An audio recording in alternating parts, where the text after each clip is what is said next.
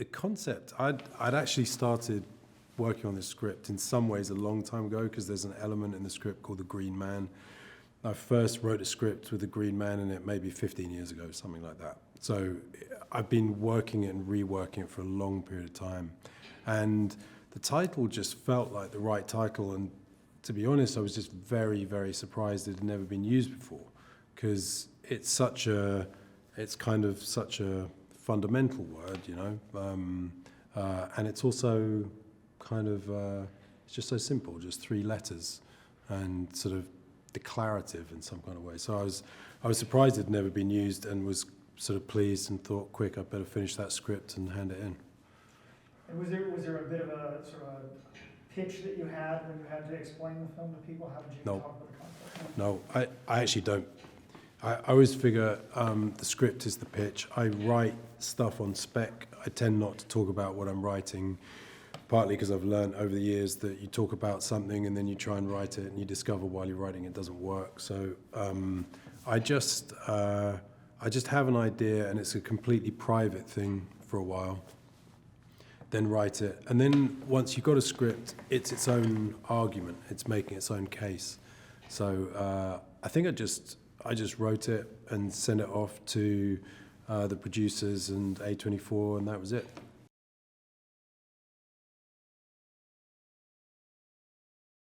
There were conversations with a lot of people, conversations with the cast, conversations with crew, but also conversations with people who weren't specifically working on the film, friends or colleagues of one sort or another, or just people I'm in contact with for one reason or another. I kind of think, I don't think there's many obligations that one really definitely has when sort of making a story and putting it out into the world. I think you can kind of tell a story about whatever you want to tell a story about. But there's something like an obligation to be thoughtful. And so I wanted to be thoughtful, but I also wanted other people to be thoughtful. I try to think about stuff as hard as I can, really, but I also know that there's a limit, which is, you know, my own limitations about how much I can think about something and how much I can understand something or be nuanced about it. So then I bring other people in. At the end of that process, in the final 2 weeks before shooting, that conversation then really became very, very focused on the cast. And that is partly about being thoughtful, but it's also something about how I like to make films. I'm not really a kind of auteur director who's saying, do this, do that.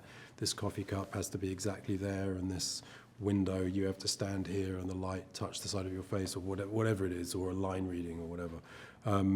I kind of want the cast to be very involved in an organic way in the making of the thing, and so there's lots of reasons to listen to them. There's partly to listen to what they think their character should be doing, or the way their experience feeds into the story, as in their own experience feeds into the story, but also just anyway, giving them as much latitude to work and play and explore, and then fold that into the film. As much of that as possible, to me, is just, it's a good thing, or it's how I like to work. So there's a very strange scene towards the end of the film involving a vicar who starts quoting poetry at a certain point, and the poem that he's quoting was suggested by Jessie Buckley, and that was introduced during the rehearsal process and then folded into the scene. And so it really is, it's sort of literally collaborative. I think kind of what happens is I end up, in a weird way, getting credit. People always, as a default way, credit directors for ideas, production design, or actors' performances. You always hear about directors who've elicited a performance from an actor, but it's not really me, and if anything, it's the other way around. And was there any sort of direct address of the political, societal sort of stuff? Yeah. And thoughts, or Yeah, for sure. We talked about all of that in detail, but again, this is like a set of different perspectives and people adding their voice to a conversation, and none of them particularly have primacy over the other, but in a way, then what that group of people do is make the film, and to be too specific about the voice or too specific about the intent then removes the voice of the person who's watching the film to an extent, because it becomes, this is what you should be thinking at this moment. And this film is pretty much designed to avoid doing that and to leave that in the hands of the viewer. Not as an act of cowardice, but I mean, in a way, I'd hope almost the opposite, to be kind of, to be in a conversation rather than a lecture. And then in that conversation, what does Jessie bring to that role, and what is it you like about her as an actor? Just a first-rate, top-class actor. Really, really smart, very open, very instinctive, very good instincts. She'll often say, let me try this, and then she'll do something which is really quite complicated and executed perfectly, and so you can trust her a lot.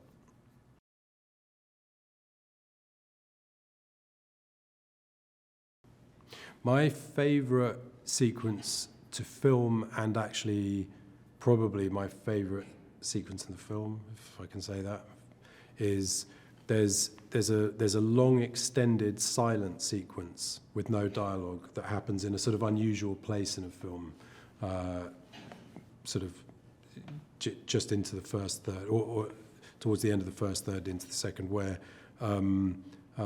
Jessie Buckley's character goes on a walk through woods and it starts to rain, and she finds a tunnel and she sings us some notes that then turn into a melody which is created by an echo, and she contributes to the melody, and then she leaves the woods and she ends up playing the piano, and it goes on and on and on.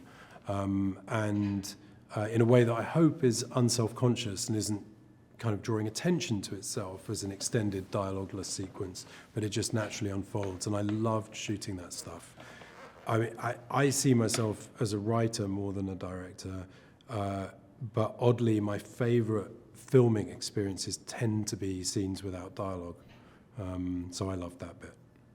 Yeah, it's such physical performance from Jessie as well, and that woman in the center of all of it is really amazing. What was the most challenging? It was a hard shoot, start to finish, but it got harder and harder. We ended up shooting in basically summertime, where by a sort of quirk of weather, the nights were absolutely freezing. It was actually late spring, really, or early summer. The nights were really very, very cold. We even had snow on a couple of days, but they were also very short, because obviously the nights get shorter during the summer months. And so we were trying to pack in huge shooting requirements in very brief amounts of time in the freezing cold. And I would get very worried about Rory, because he was often wearing nothing. And there's a scene at the end where you can see steam rolling off his body, which looks fantastic on film, but it wasn't fun for him to shoot. We're all dressed in, big puffer jackets and hoodies and gloves and hand warmers, and he's got nothing. So that was hard to shoot. I was very worried about Rory in that section.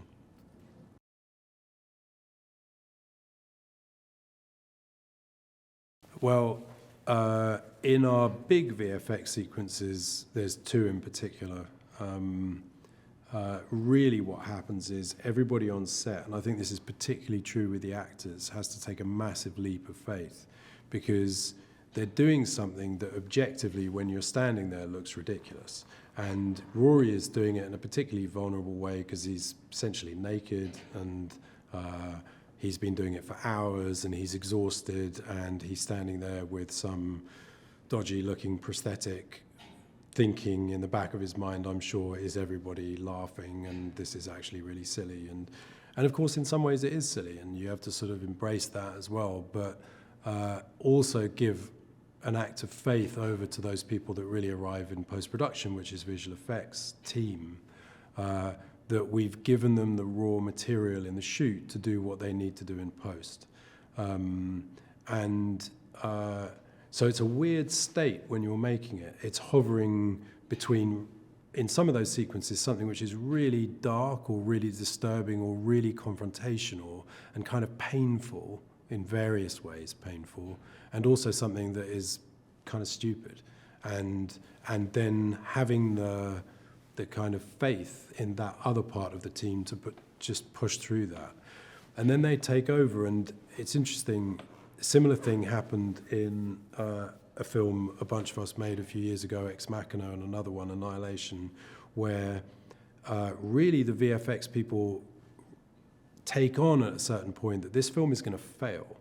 The whole film will fall apart unless they do their job well. And often with other departments, they can support each other and help each other out in some ways, but sometimes somebody's just exposed.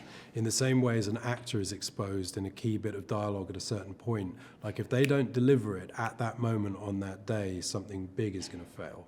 And that's the problem the VFX guys had. In Ex Machina, it was a convincing machine, and in this, it was a couple of sort of extended VFX sequences. And it must have been kind of terrifying for them, but you know, they stepped up.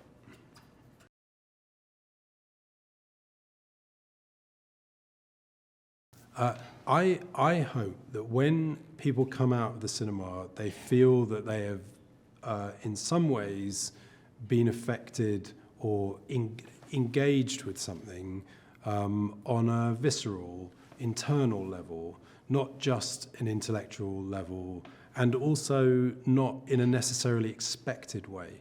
So I think films often fall into rhythms and patterns that become almost like nursery rhymes in terms of the number of times they've been repeated or the number of times they've been stated in different forms by different films, but it's essentially the same thing.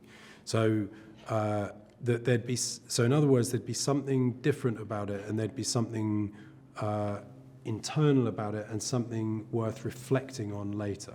That would be the dream.